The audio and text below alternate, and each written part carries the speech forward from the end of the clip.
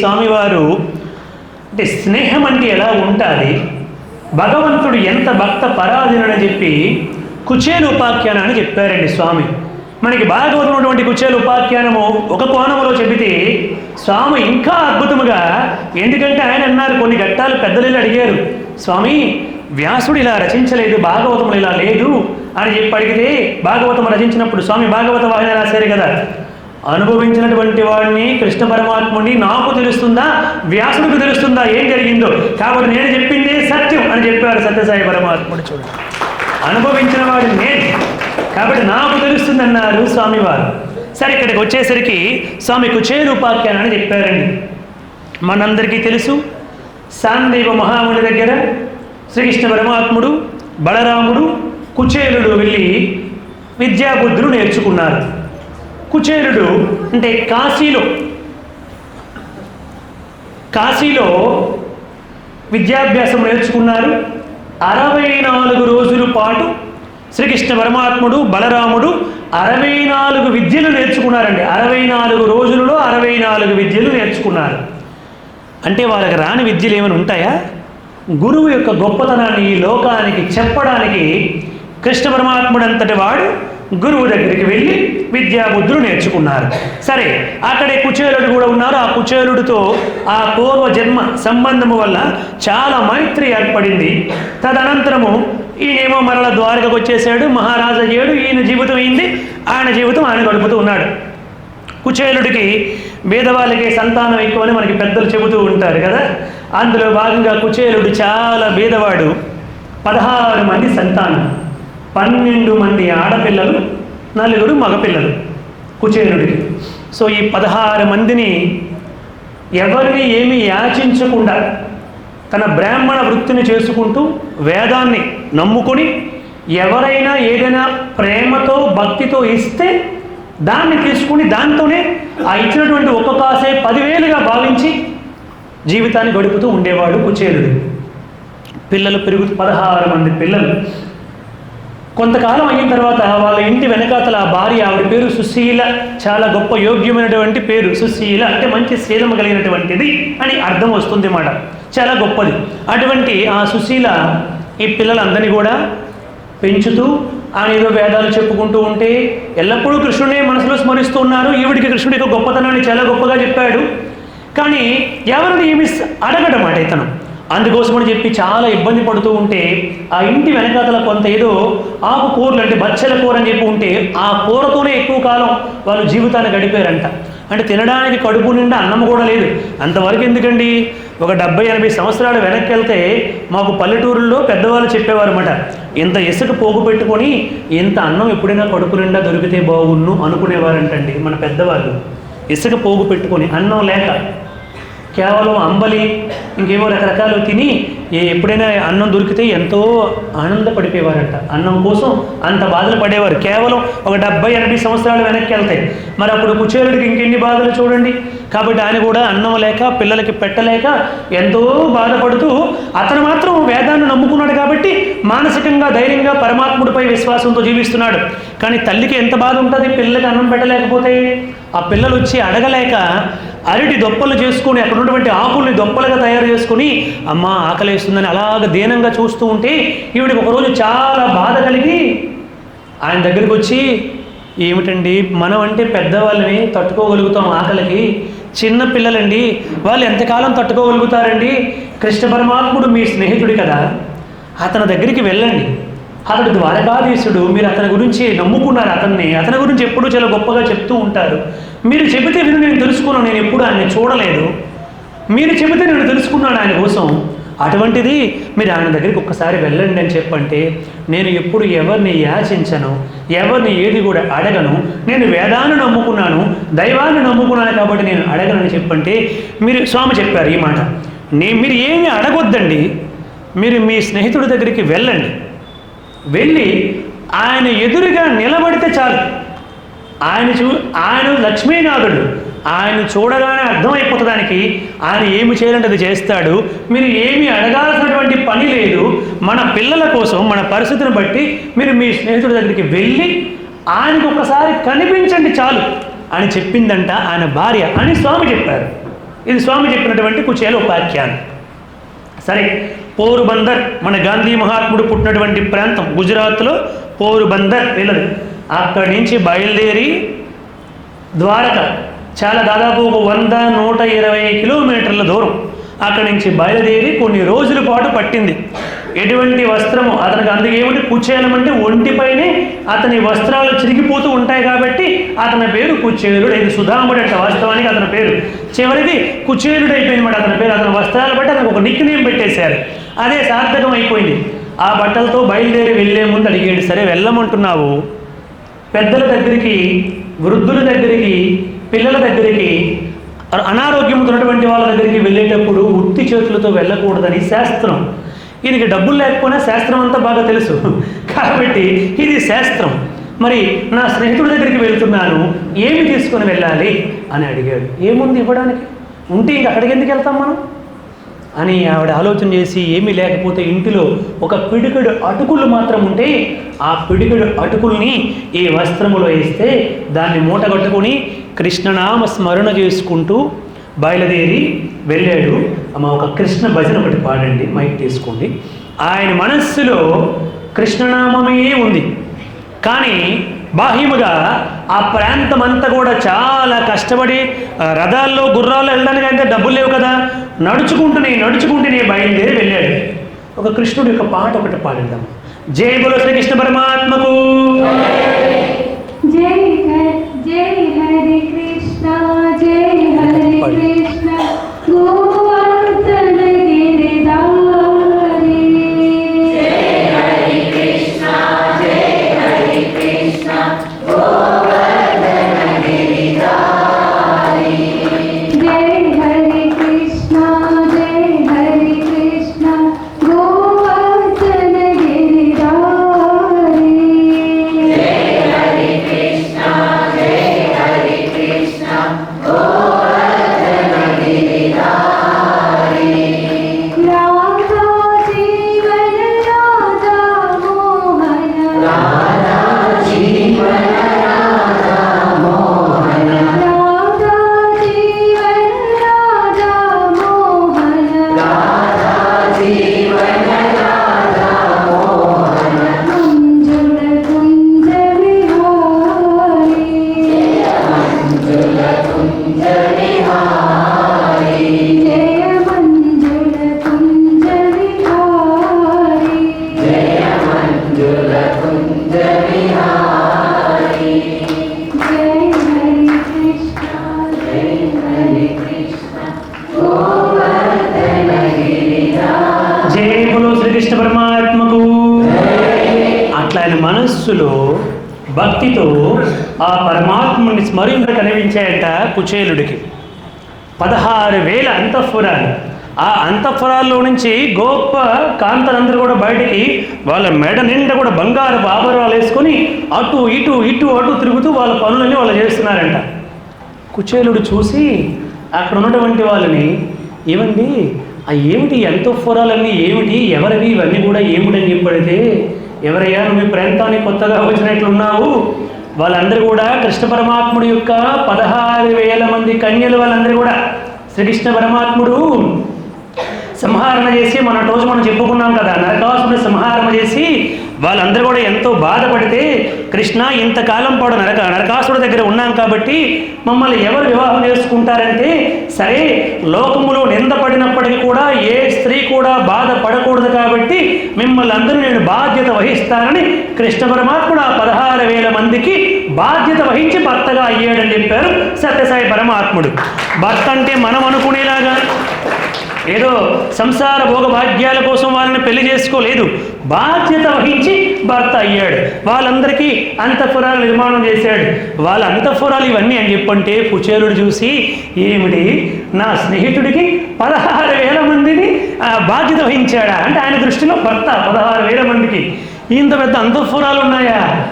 వాళ్ళందరూ అటు ఇటు వెళ్తున్నారు. వాళ్ళ మెడలో విపరీతమైనటువంటి బంగారు ఆభరణాలు వేసుకొని అటు ఇటు వెళ్తుంటే, వీళ్ళందరికీ ఎవరండి అని చెప్పంటే, వీళ్ళు ఆ 16,000 మంది దగ్గర పనిచేసినటువంటి పనివాళ్ళు, దాసులు వీళ్ళు అన్నారు. ఏమిటి దాసిలే మెడలో ఇంత బంగారం వేసుకుంటే ఇంకా లోపల ఉన్న వాళ్ళు ఎట్లా ఉన్నారు అని, నా స్నేహితుడు ఎంత గొప్పవాడైపోయాడో అని లోపల పరమానందభరితుడు అయి ఉన్నాడు. ఇంకా కొంచెం ముందుకు వెళ్ళాడు. అవేమిటండి అని అడిగాడు. అవి 8 మంది అయ్యా, 8 మంది అష్టభార్యలు కృష్ణుడికి. రుక్మిణి, సత్యభామ, జాంబవతి, కాళింది, మిత్రవింద, నాగనదితి, భద్ర, లక్ష్మణ, వీళ్ళందరూ ఉన్నారు కదా, వాళ్ళ తాలుగా ప్రధానమైనటువంటి అంతఃపురాలు అవన్నీ కూడా అని చెప్పంటే చూసి లోపల పరంధామ, వాసుదేవ, జగన్నాథ్ ఎంత గొప్పవాడి అయ్యేవయ్యా, చాలా కాలం తర్వాత కలుస్తున్నానని చాలా సంతోషపడ్డాడు.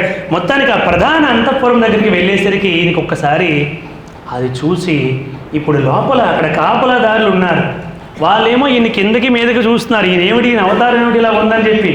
ఎవరయ్యా నువ్వు, నీకేం కావాలని చెప్పి అడిగారు. నేను కృష్ణ పరమాత్ముడి యొక్క బాల్యమిత్రుడినండి, నేను స్నేహితుడిని, ఒకసారి కృష్ణుడికి నేను వచ్చానని చెప్పండి అని అన్నారు. కొన్ని పురాణాల్లో గొప్పగా దాన్ని వర్ణింపజేయడానికి రకరకాలుగా వర్ణించారు. మనకి కూడా వర్ణిస్తే తప్ప అర్థం కాదు కాబట్టి కొంచెం ప్రయత్నిద్దాం. కిందకి మీదకి ఒకసారి చూసి, ఏమిటయ్యా నువ్వేమిటి, నీ అవతారం ఏమిటి, నీ వాలకం ఏమిటి, నువ్వేమో కృష్ణుడికి స్నేహితుడివా అని చెప్పి వాళ్ళు చూశారు. లేదండి, మా ఇద్దరం కలిసి సాందీప మహాముని దగ్గర విద్యాభ్యాసం చేశాము, ఒకసారి కృష్ణుడికి చెప్పండి అంటే అందులో ఒక తెలివైనవాడు స్వామి చెప్పారు. అందులో ఒకటి మనకి ఎందుకు అవన్నీ కూడా, మనకి ఏం చెప్పారు స్వామి, ఎవరు వచ్చినా కూడా ఒక ప్రదేశంలో కూర్చోమని చెప్పారు, మనం వెళ్ళి లోపలికి వెళ్ళి చెప్పాలి అంతే అని ఒక ప్రదేశంలో ఆయన అక్కడ కూర్చోబెట్టారు. లోపలికి వెళ్ళారు. ఈయన లోపలికి వెళ్ళి రుక్మిణి అంతఃపురంలో ఉన్నారు. అప్పుడు కృష్ణ పరమాత్ముడు బయట నుంచి వీళ్ళు చెప్పాలన్నమాట, ప్రభు కృష్ణ పరమాత్మ ఎవరో మీ స్నేహితుడంట, బాల్య స్నేహితుడంట, మిమ్మల్ని చూడడానికి వచ్చారని. కానీ కృష్ణుడు అక్కడ ఉన్నటువంటి ఆ కెర్టిన్, మనకు అర్థమయ్యే భాషలో ఆ కెర్టిన్ అలా తీసాడు. తీసేసరికి అంత దూరములో ఆ ద్వారము దగ్గర ఆ గేటు దగ్గర కనిపిస్తున్నాడు కుచేలు. అంతే, చెంగును ఒక్కసారి కృష్ణ పరమాత్ముడు దూకేసి పరిగెత్తుకుంటూ వెళ్ళాడు. కుచేలా, ఎంత కాలమైంది నిన్ను చూసి, నన్ను చూడడానికి ఇంత కాలానికి వచ్చావని కృష్ణ పరమాత్ముడు పరిగెత్తుకుంటూ లేక దూడలాగా చెంగుమని వెళ్ళి గట్టిగా కౌగులించుకున్నాడు కుచేలుని. అది కృష్ణ పరమాత్ముడు యొక్క ప్రేమ అంటే. ఆయన మహారాజు స్థానములు ఉన్నాడు, ఈయనేమో కటిక దారిద్ర్యానికి అధిపతిగా ఉన్నాడు. అటువంటి కటిక దారిద్ర్యుణ్ణి కృష్ణ పరమాత్ముడు వెళ్ళి ప్రేమారా గట్టిగా కౌగులించుకొని, మిత్రమా ఎంతకాలానికి వచ్చావో నన్ను చూడడానికి, నాకు చెప్పుంటే నేను ఇప్పుడు మహారాజుని అయ్యాను కదా, నీకు రథాన్ని పంపించి ఉండేవాడిని కదా, అయ్యయ్యో ఎందుకై నాకు చెప్పకుండా నడుచుకుంటూ వచ్చావో, పాపం ఎంత కష్టపడ్డావయ్యా అని చెప్పి ఆ కుచేలుని దగ్గరుండి తీసుకుని వెళ్ళి, నేరుగా రుక్మిణి అంతఃపురంలోనికి తీసుకుని వెళ్ళి, రుక్మిణీదేవి కృష్ణ పరమాత్ముడు తప్ప వేరుపోయి ఎవరు ప్రవేశించినటువంటి ఆ యొక్క ఏకశయ్యపై కూర్చోబెట్టి ఆ కృష్ణ పరమాత్ముడు రుక్మిణిని పిలిచి హడావిడి చేసేసి, నా ప్రాణమిత్రుడు వచ్చాడు, నా బాల్య స్నేహితుడు వచ్చాడు, మా ఇద్దరం కలిసి శాంతిపుడి దగ్గర చదువుకున్నాం, నన్ను చూడడానికి వచ్చాడు, చూస్తున్నావు ఏమిటి, ఆ బంగారు పాత్ర తీసుకుంటారా, ఆ నీళ్లు తీసుకుంటారా అని విపరీతంగా హడావిడి చేస్తున్నాడు కృష్ణుడు. రుక్మిణీదేవి ఆశ్చర్యపోయి ఆవిడ వచ్చి కృష్ణ పరమాత్ముడు అక్కడ కుర్చీలు ఆసనములో కూర్చోబెడి తన పాన్పుపై కూర్చోబెడితే ఆది లక్ష్మీదేవి రుక్మిణీదేవి నీళ్లు పోస్తే కింద బంగారు పాత్రను పెట్టి కృష్ణ పరమాత్ముడు తన స్నేహితులకి కాళ్ళు కడిగాడండి. పరమాత్ముడు కాళ్ళు కడిగి ఆ నీళ్లు తీసి తన నెత్తినేసుకుని లక్ష్మీదేవి నెత్తిపైన వేసి అక్కడ అంతఃపుర కాంతలందరూ నెత్తిపైన వేసి, నా స్నేహితుడు వచ్చాడు, చూస్తున్నావు ఏమిటి రుక్మిణి, వెళ్ళి తొందరగా దిష్టి తీయాలి, నా స్నేహితుడు దారి పొడుగునా కూడా నేను కృష్ణశకుణ్ణి అని చెప్పుకుంటూ వస్తే ఎంతమంది దిష్టి పెట్టేసి ఉంటారో, తొందరగా వెళ్ళి దిష్టి తీసుకొని రాద్దామని చెప్పంటే ఆ దిష్టి తీసుకొస్తే ఇరుగు దిష్టి, పొరుగు దిష్టి, వాళ్ళ దిష్టి, వీళ్ళ దిష్టి, అందరి దిష్టి పోవాలని చెప్పి కృష్ణ పరమాత్ముడు దిష్టి తీయించి వెంటనే చందనాన్ని తీసుకొని వచ్చి చందనాన్ని అద్ది ఎంతో ప్రేమతో మాట్లాడేస్తూ ఏమిటేమిటో మాట్లాడుతున్నాడు. ఏమీ మాట్లాడలేక ఆ కృష్ణ పరమాత్ముడు చూపించినటువంటి ప్రేమలో కరిగిపోయి ఒక్క మాట కూడా ఆడలేక ఏడుస్తూ కూర్చొని ఉండిపోయాడు కుచేలు. ఏమి ఒక్క మాట కూడా ఆడలేదండి.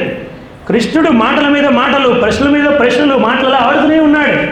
ఆయన ఏమీ చెప్పలేక ఆ అంతఃపుర కాంతలందరూ కూడా, ఈయన ఎవరయ్యా, ఏ జన్మలో ఏ పుణ్యం చేశాడు, ఈ వచ్చినటువంటి వాడు సామాన్యుడైతే కాదు, జగన్నాథుడు పరమాత్ముడు ఏమిటి ఇంత ప్రేమ చూపిస్తున్నాడు, ఇంత ఆనందం ఏమిటి తన స్నేహితుడిని చూస్తే, ఇతను స్నేహితుడు కానే కాదు, ఏ పూర్వజన్మలో ఎవరో గొప్ప ఋషి అయి ఉంటారు అని చెప్పి వాళ్ళందరూ ఆశ్చర్యపోతూ ఉంటే కృష్ణ పరమాత్ముడు స్నానానికి వెళ్ళమని చెప్పి స్నానం చేసిన తర్వాత తీసుకొచ్చి పలహారం పెట్టి కూర్చోబెట్టి అనేక ప్రశ్నలు మాట్లాడితే అంతవరకు కృష్ణుడే మాట్లాడుతున్నాడు.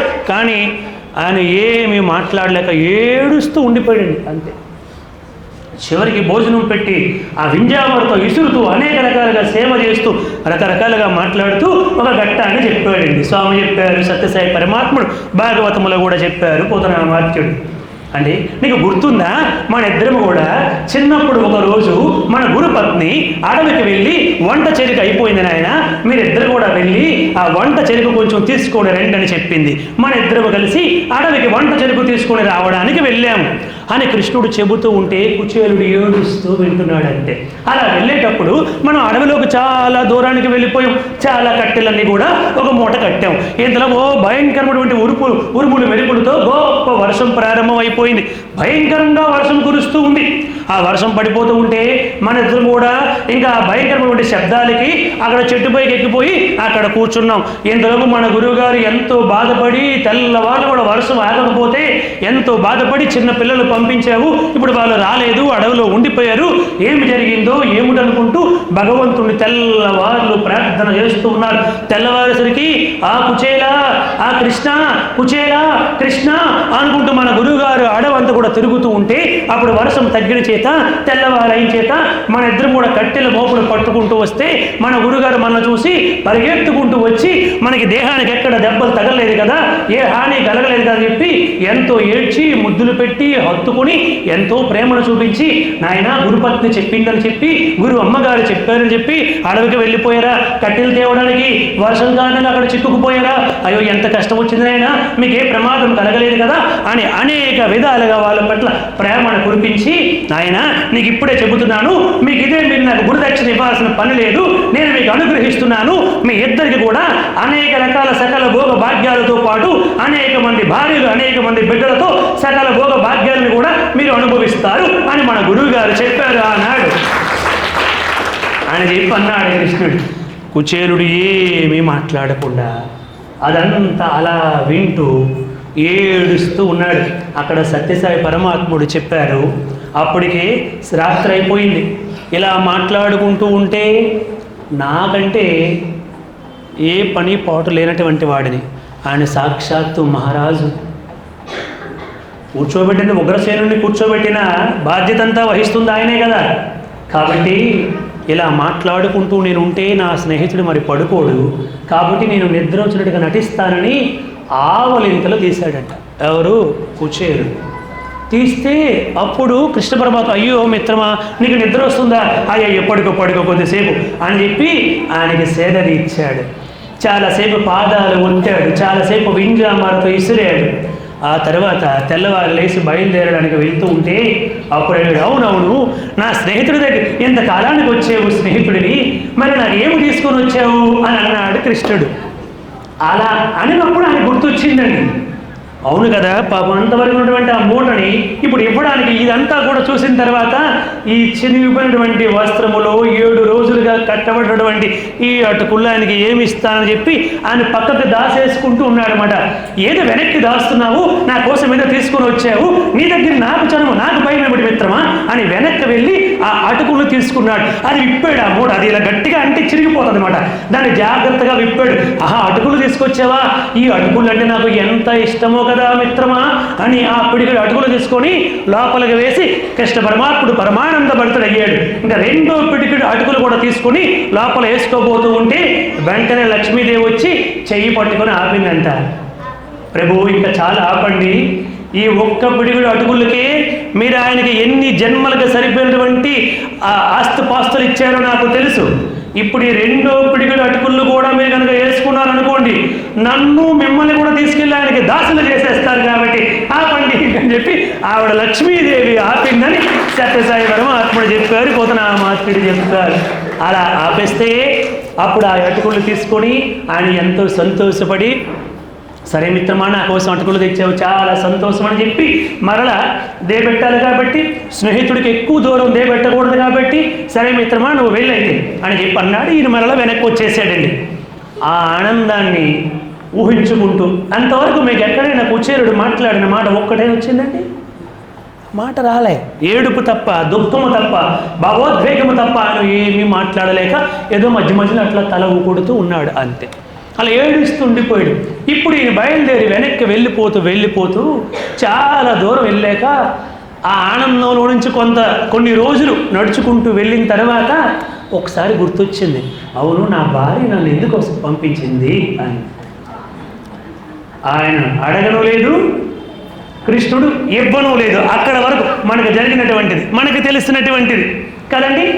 ఇప్పుడు నేను అనుకున్నాడంట, ఓహో నేను కనుక ఒకవేళ నా స్నేహితుడు ఏదైనా సహాయం అడిగి ఉండుంటే మరలా ఈ భవబంధాల్లో చిక్కుకొని నాకు డబ్బు కనిపిస్తే ఈ డబ్బు వ్యామోహములో పడిపోయి భగవంతుడు నేను స్మరించనేమోనని నా పరమాత్ముడు నాకు ఏమీ ఇవ్వకుండా చాలా మంచి మేలే చేశాడు అనుకున్నాడంట కుచేలుడు. చూడండి, అనుకుని అక్కడి నుంచి బయలుదేరి ఆయన గ్రామానికి ఎక్కడ పోరుబందర్, గుజరాత్లో పోరుబందర్కి వచ్చాడు.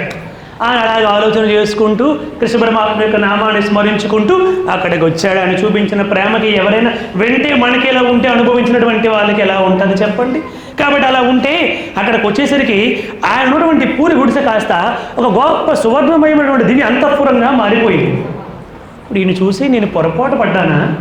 ఈ మధ్య హైదరాబాద్లో కబ్జా వాళ్ళు చాలా ఎక్కువ మంది అయిపోయారు అనుకున్నాము, ఎక్కడ కూడా ఎవరైనా వచ్చి కబ్జా చేశారా నా ఇల్లుని, అసలు ఏమి జరిగింది ఏమిటని చెప్పి నేను ఆశ్చర్యంతో చూస్తూ ఉంటే ఇంత లోపల నుంచి ఆబాధమస్తు కూడా బంగారపు ఆభరణాలు ధరించుకుని ఒక స్త్రీమూర్తి హారతి పట్టుకుని చాలామంది చెలికత్తెలావిడ వెనకాతలు నడుస్తూ ఉంటే ఈయనకి హారతి తీయడానికి వచ్చింది.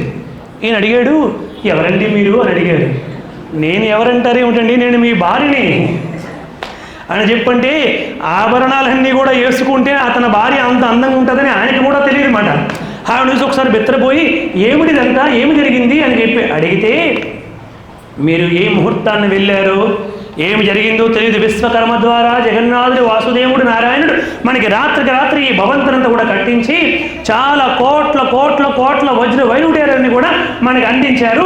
ఇదిగోండి మన పిల్లలందరూ ఈ విధముగా ఉన్నారు, మీరు లోపలికి రండి అని చెప్పి కుచేలుని లోపలికి తీసుకుని వెళ్తే కుచేలుడు వాటన్నింటిని కూడా చూసి, ఆహా పరమాత్మ పిడికుడు అటుకుళ్ళు తీసుకుని కొన్ని తరాలకు సరిపోయినటువంటి సంపదనిచ్చినటువంటి పరమాత్ముడు కృష్ణుడు అని, ఈ సంపదపై ఎటువంటి మమకారం రాకుండా పరమాత్ముడిచ్చినటువంటి సంపదను పరమాత్ముడికి ఉపయోగించాలని చెప్పి అనేక ఆశ్రమాలు ఏర్పాటు చేసి అనేక సంస్థలు నెలకొల్పి అనేక మంది పేదవారికి అనేక విధాలుగా భగవంతుడిచ్చినటువంటి ధనాన్ని మరలా భగవంతుడికి మరలా అర్పించేశాడు ఈ విధముగా సేవల ద్వారా అని చెప్పారు సత్యసాయి పరమాత్ముడు. చూడండి అని చెబుతూ స్వామి ఇంకొక మాట అన్నారు, కుచేలుడికి అసలు ఎందుకోసం ఇవ్వలేదు అంటే, ఆ కుచేలుడికి ఆయన అకౌంట్ అంతా ఓపెన్ చేశారు. స్వామి చెప్పిన భాష, అకౌంట్ ఓపెన్ చేస్తే మొత్తం 00000 ఉందంట ఆయన అకౌంట్లో, కుచేలుడి అకౌంట్లో. కానీ పంపినప్పుడు భార్య సుశీల ఏమని చెప్పి పంపించింది, మీరు ఏమీ అడగొద్దండి, మీకు మీ స్నేహితుడిని అడగాలంటే అలా అడగకూడదు అని అంటున్నారు కదా, మీరు ఏమీ అడగొద్దండి, ఆయన ఎదురుగా వెళ్ళి మీరు నిలబడండి చాలు అని ఆ భార్య పంపించింది. కాబట్టి ఆ భార్య విశ్వాసం పోకూడదని ఆవిడ విశ్వాసాన్ని నిలబెట్టడానికి పరమాత్మ అనుగ్రహించారని చెప్పారు సత్యసాయి పరమాత్మ. ఆయన దానికి ఉంటుంది. దీనిని కూడా స్వామివారు మరొకసారి ప్రత్యేకంగా చెప్పారు. అలా స్వామి పిడిపిడు అటుకుళ్ళు తీసుకొని అనుగ్రహించారు. అందుకని ఏ గుణంబు గణించి ఏటించెనో నాడు ప్రహ్లాదు పాలింప పరమ పురుషుడు, ఏ గుణంబు గణించి ఏటించెనో నాడు కరణిగాచడు తరి కమలనయనుడు, ఏ గుణంబు గణించి ఏటించెనో నాడు ధ్రువ కుమారుని శాఖ వైకుంఠవాసి, ఏ గుణంబు గణించి ఏటించెనో నాడు పేద కుచేల గురువ వేదచరితుడు, ఆ గుణంబు గణించి ఆ అమరవంద్యుడు ఆర్తజనులను పాలింప అవతరించే అనాథనాథ శ్రీనాథ లోకనాథ సచిదానందమూర్తి పుటపర్తి సట్చక్రవర్తి అని చెప్పారు స్వామివారు. తన గురించి తనే చెప్పారు. చూడండి, అలా కుచేలుని బ్రోవడానికి వచ్చినటువంటి వారు ఆ కృష్ణ పరమాత్ముడని చెప్పి చెప్పారు.